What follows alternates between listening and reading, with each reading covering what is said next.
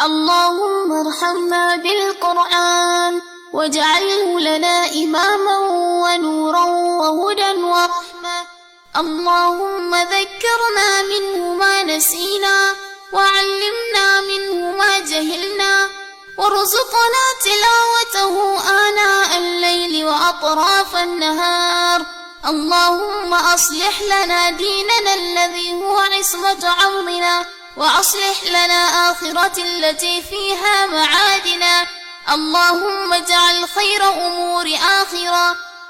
اللهم آمنا في أوطاننا وأصلح وفز أئمتنا وولاة أمورنا وأيد بالحق أئمتنا وولي أمرنا. اللهم انصر دينك وكتابك وسنة نبيك وعبادك الصالحين. اللهم انصر من نصر الدين وخذل من خذر المسلمين يا رب العالمين. اللهم إنك قلت وقولك الحق ادعوني أستجب لكم.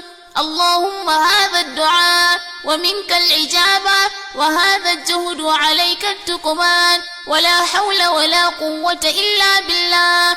اللهم انصر دينك وكتابك وسنة نبيك محمد صلى الله عليه وسلم. اللهم اهدنا فيمن هديت وآفنا فيمن آفيت وتولنا فيمن توليت وبارك لنا فيما أعطيت وقنا واصرف عنا شر ما قضيت فإنك تقضي ولا يقضى عليك إنه لا يذل من واليت ولا يعز من عاديت تباركت ربنا وتعاليت. اللهم لا تدع لنا ذنبا إلا غفرته ولا هما إلا فرجته ولا دينا إلا قضيته ولا حاجة من هوائج الدنيا والآخرة إلا قضيتها يا أرحم الراحمين. اللهم بالألف آلفا وبالباء بركة وبالتاء توبة وبالثاء ثوابا وبالجيم جمالا وبالحاء حكمة